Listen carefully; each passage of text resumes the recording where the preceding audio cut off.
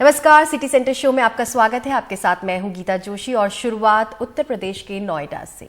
नोएडा के कई इलाके पहले ही हिंडन नदी में आई बाढ़ से परेशान हैं, तो वहीं बुधवार सुबह हुई तेज बरसात ने नोएडा वालों की मुसीबत कुछ और बढ़ा दी। अच्छी बात यह रही कि नोएडा प्रशासन ने सुबह ही सभी स्कूलों को बंद करने की घोषणा कर दी थी।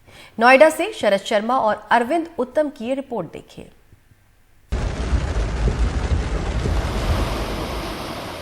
बुधवार सुबह की तेज बारिश से नोएडा के लोगों को गर्मी और उमस से राहत मिली, तो कई जगह पानी भरने की भी खबर आई। ट्रैफिक जाम भी हुआ। नोएडा में बिन बारिश भी पानी बड़ी समस्या बना हुआ है। ग्रेटर नोएडा के सुतियाना गांव की ये तस्वीरें खूब चर्चा में हैं। ओला कंपनी के यार्ड में खड़ी 350-400 कार पानी में डूब गई। दरअसल ये यार्ड बिल्कुल हिंडन नदी के किनारे पर है। नदी में बाढ़ आने से पानी न सिर्फ यार्ड में भरा, बल्कि दूर तक किसानों की खेती और घरों पर सितम बरपाया। हमारा कम से कम 2 लाख का नुकसान तो चल ही रहा है इसमें। 45,000 रुपए का तो बीज पड़ा हुआ है गोभी का, चारों गोभी का बीज जो हमने गिरा 45,000 रुपए का। फूल गोभी, गांठ गोभी, पत्ता गोभी, ब्रोकली गोभी। किसी ने अभी तक हमारी झोपड़ी नहीं दिखाई है। सभी गाड़ी दिखाते हैं यहाँ पे पूछ के, तो सभी जो आपकी ये झोपड़ी डूबे हैं वो कोई नहीं दिखाते हैं, गाड़ियों की दिखाते हैं। हिंडन नदी की बाढ़ से नोएडा के छजारसी कॉलोनी, चोटपुर, बबीता विहार के नदी किनारे बने हुए घरों समेत कई इलाकों में पानी आ गया है, जिसकी वजह से लोग अपने घर छोड़कर कहीं और चले गए हैं या प्रशासन ने उनको शिफ्ट करवाया है। ऐसे में सवाल उठते हैं कि आखिर लोग सब कुछ जानते हुए भी क्यों डूब क्षेत्र में मकान बनाते हैं। क्या करा जी, डीलर न कटवाए, गरीब आदमी इसलिए ले लिए। और रजिस्ट्री वगैरह भी हुई है? सब कुछ है जी, रजिस्ट्री पक्की रजिस्ट्री का था। यहाँ पे जो पक्की रजिस्ट्री है सबकी। शायद जब यहाँ प्लॉटिंग हो रही थी तब किसी ने बताया थोड़े ना यहाँ हिंडन क्षेत्र है, डूब क्षेत्र है। हाँ। अब तो पक्की रजिस्ट्री है हमारे पास मकानों की, नोएडा अथॉरिटी की हुई। पुलिस प्रशासन और एनडीआरएफ की टीम अलर्ट पर हैं। मंगलवार देर रात यूसुफपुर चक शाहबेरी गांव से 100 साल की महिला समेत 3 लोगों को बचाया गया, जो बाढ़ की वजह से अपने घर में फंस गए थे। किसी की मजबूरी रही होगी, किसी का लालच रहा होगा, तभी नदी के इलाके में प्लॉट कट गए, मकान बन गए और लोग आकर रहने लग गए। अब जब नदी में बाढ़ आई है तो सवाल उठ रहे हैं कि जिम्मेदार कौन? जिम्मेदार तो सभी हैं, जिन्होंने मकान बनाए वो भी, जिन्होंने मकान बनवाए वो भी, लेकिन भुगत सिर्फ वही रहे हैं जो यहाँ पर रह रहे हैं। नोएडा से अपने कैमरा सहयोगी संजय कौशिक के साथ मैं शरद शर्मा, एनडीटीवी इंडिया। वहीं बदलते मौसम में एक बार फिर डेंगू के डंक की चिंता सताने लगी है। देश में अब तक 22,000 से ज्यादा डेंगू के मामले रिपोर्ट हुए हैं। वहीं 25 मरीजों की भी मौत हो चुकी है। हालांकि अब तक डेंगू स्ट्रेन के मामले ही ज्यादा हैं जो माइल्ड होता है।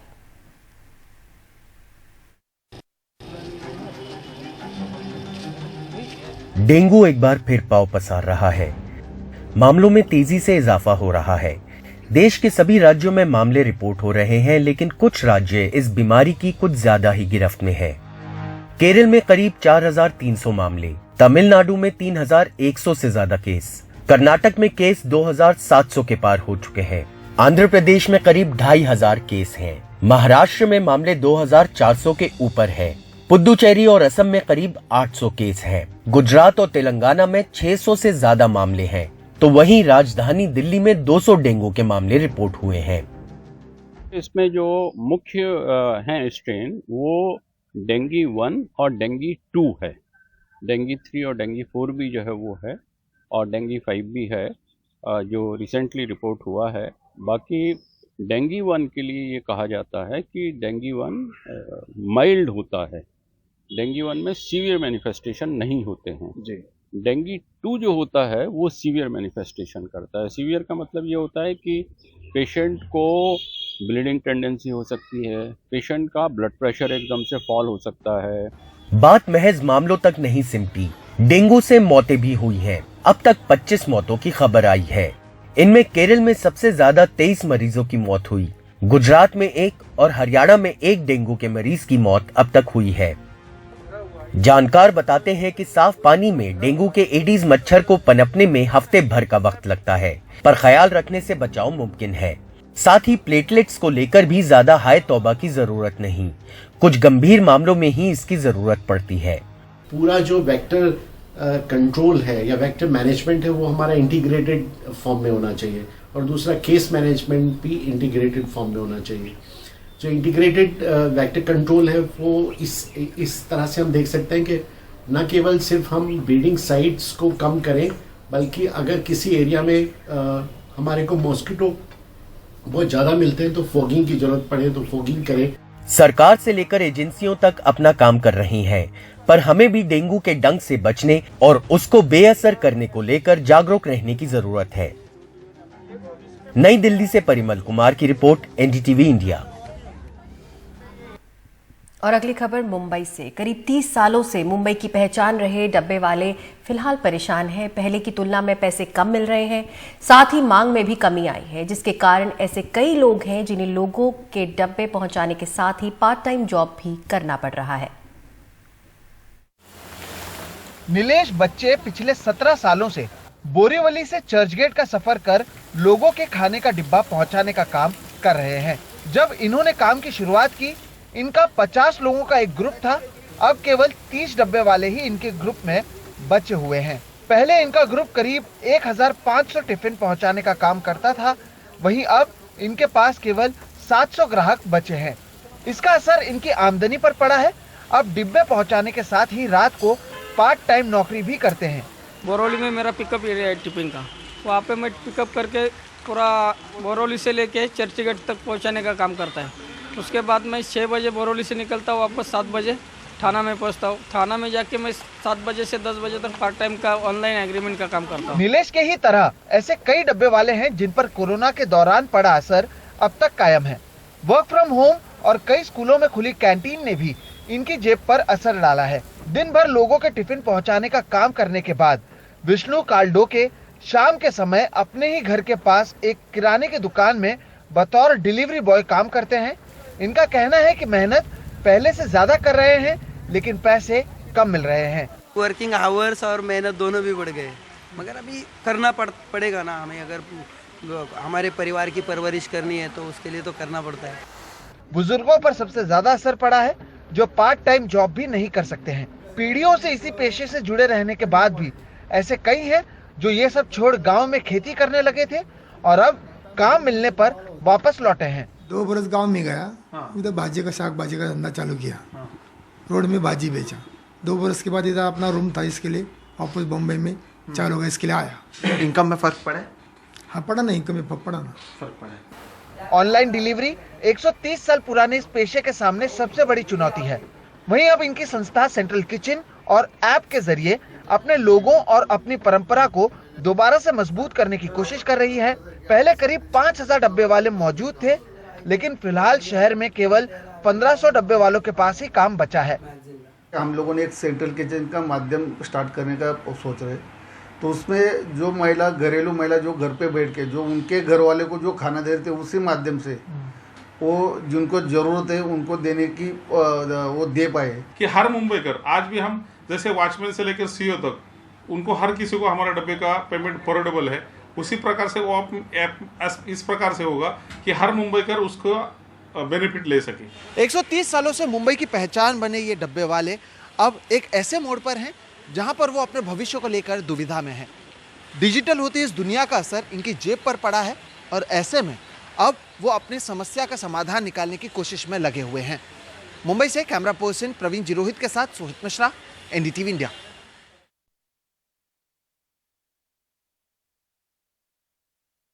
से लेकर संक्रमितों का इलाज करने तक कोरोना योद्धा आ गया है।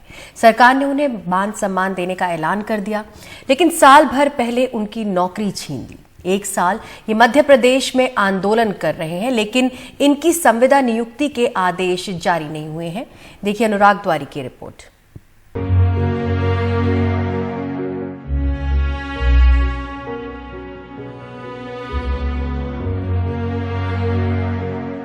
कोरोना के वक्त ये कोरोना योद्धा थे। सैंपल, टेस्टिंग, इलाज में मदद जैसे कई काम किए। लेकिन 1 साल से मध्य प्रदेश में सड़कों पर हैं। ताली थाली सब बजा लिया, विरोध में भीख मांगी, फिर भी कोई सुनवाई नहीं। हम लोगों की कोरोना में काम करने के लिए, सेवाओं के लिए लिया गया था और 2 साल बाद आज सरकार अन्य योजनाओं के लिए बजट है, लेकिन हम आज काम करने को तैयार है, उसलिए उनके पास बजट नहीं है। 1 साल से हम सरकार से मांग कर रहे हैं, आवेदन निवेदन। कल भी हम लोग हजारों की संख्या में नीलम पार्क में एकत्रित हुए थे, लेकिन हम लोगों को वहाँ शासन की तरफ से कोई नहीं आया। इवन हम लोगों का ज्ञापन तक लेने कोई प्रशासन का मुखिया नहीं आया और हम लोगों को रात की 10 बजे हमारे साथी, महिला साथी, स्टाफ नर्स, सब लोगों को पुलिस प्रशासन द्वारा बलपूर्वक वहाँ से हटा दिया गया। हम लोगों ने अंतिम संस्कार तक किया, जो कि हमारी ड्यूटी नहीं थी, अपना नहीं आ रहा था। मैं खुद उस चीज़ का गवाह हूँ। हमारे पास फोटोग्राफ से शमशान घाट में जाके हम लोगों ने अंतिम संस्कार किया है। हमारे परिवार के लोग पॉजिटिव हुए, परिवार के लोग खत्म हुए, हमने उसकी भी गुहार की। हमारे 2 लोग डॉक्टर शहीद हुए ड्यूटी जाते हुए, एक्सीडेंट से उनकी मौत हुई है, पॉजिटिव थे। सरकार ने आज तक उनके परिवार को 1 रुपए की राहत राशि नहीं दी। वो रतलाम डिस्ट्रिक्ट के रहने वाले थे। Ayush, paramedical, nursing, lab technician, ward boy जैसे 7,000 कर्मचारी ऐसे हैं जिन्हें मार्च 2022 में बाहर निकाल दिया गया। कांग्रेस कह रही है वो इनकी मांगों को घोषणा पत्र में शामिल करेंगे, लेकिन बीजेपी का कहना है कि कांग्रेस झूठ बोल रही है। उन्हें शिवराज चौहान ने झूठा आश्वासन दिया था कि हम तुम्हारे लिए निश्चित रूप से पुख्ता इंतजाम करेंगे। मैं समझता हूँ हजारों की तादाद में कोरोना कार्यकर्ता खड़े हैं। कल जनपद, जिला पंचायत और पंचायत के कार्यकर्ता, उनके चुने हुए प्रतिनिधियों ने कल उन पर लाठी, उनकी बाजी मांगों के लिए मारी गई। इन गरीबों का भी वही हाल शिवराज की सरकार करने वाली।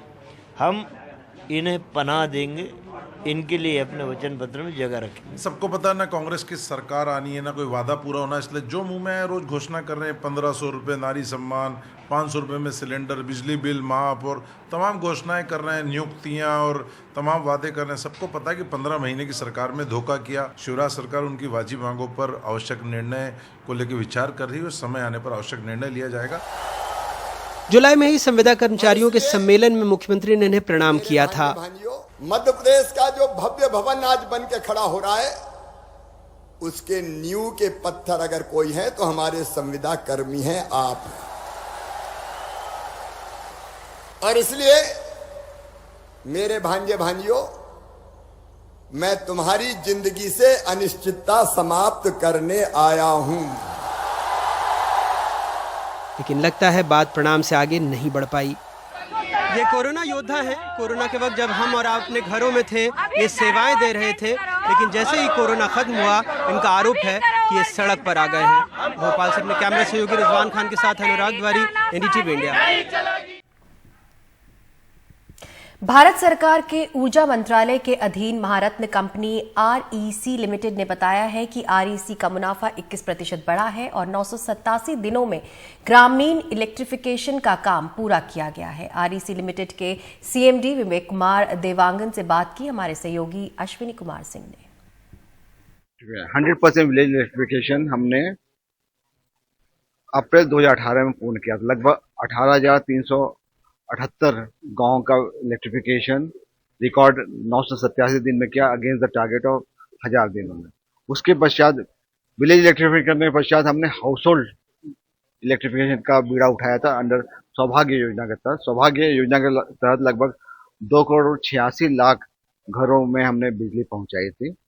और विशेषकर ये सारे प्रोजेक्ट दूर दराज के इलाकों में, हिली एरिया में, नॉर्थ ईस्ट में के विलेज, उनके हाउस होल्ड को कवर किए गए थे। वहीं REC लिमिटेड के CMD विवेक कुमार देवांगन ने यह भी कहा कि साल 2025 तक नेट जीरो NPA का लक्ष्य है। डिस्कॉम का सबसे बड़ी 2 समस्या थी कि गवर्नमेंट डिपार्टमेंट ड्यूज और सब्सिडी बिल उन्हें स्टेट गवर्नमेंट से नहीं मिलता था। तो हमने रिवाइम्ड डिस्ट्रीब्यूशन सेक्टर स्कीम लॉन्च किया था 2021 में। उसमें सभी स्टेट्स को ने अपना ट्रांजेक्टरी फिक्स किया कि अपने गवर्नमेंट डिपार्टमेंट ड्यूज 2025-26 तक वो निल कर देंगे। इसी तरह जो लिगेसी ड्यूज हैं सब्सिडी, उन्हें भी लिक्विडेट करने का टारगेट दिया गया है। इन सब का परिणाम ये हुआ है कि AT&C लॉसेस पिछले 1 वर्ष में 5% कम हुआ। लगभग 22% जो AT&C लॉस हुआ था वो घटकर अब 17% हो गया है। और सिटी सेंटर शो में वक्त हो गया एक छोटे से ब्रेक का, लेकिन ब्रेक के बाद आपको दिखाएंगे करोड़ों की ठगी कर फरार हुआ मुंबई का एक दंपति।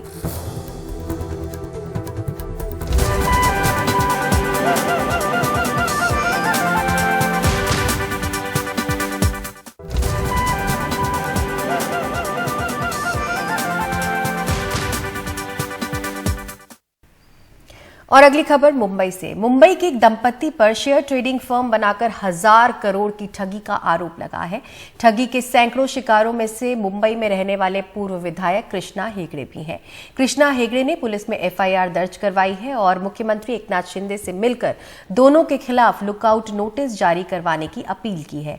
आरोप है कि जून महीने से पति पत्नी दोनों फरार हैं। देखिए सुनील सिंह की रिपोर्ट।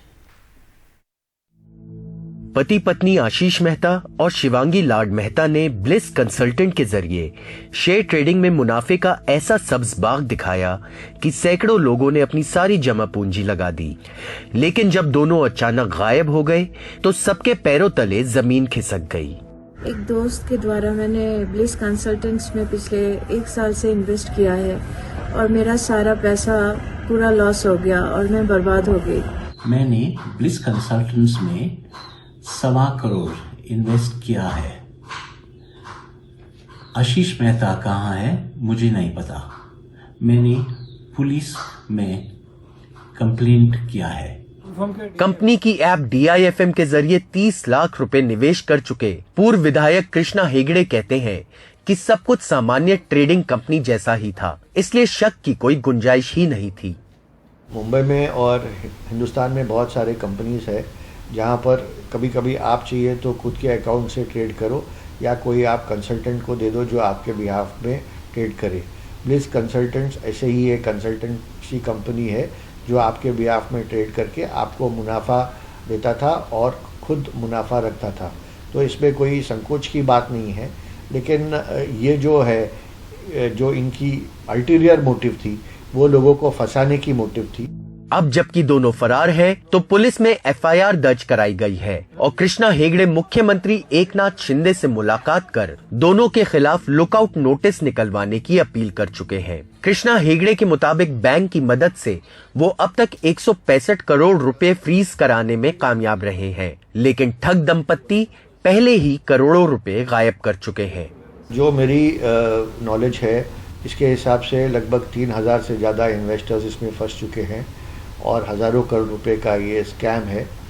और ये कंपनी जो है ये सेबी से गवर्न नहीं है और जाते जाते ये लोगों ने लगभग 180 करोड़ रुपया साइफन किया है और इन्होंने 180 करोड़ रुपया इनके जो नज़दीकी लोगों को ट्रांसफ़र किया है।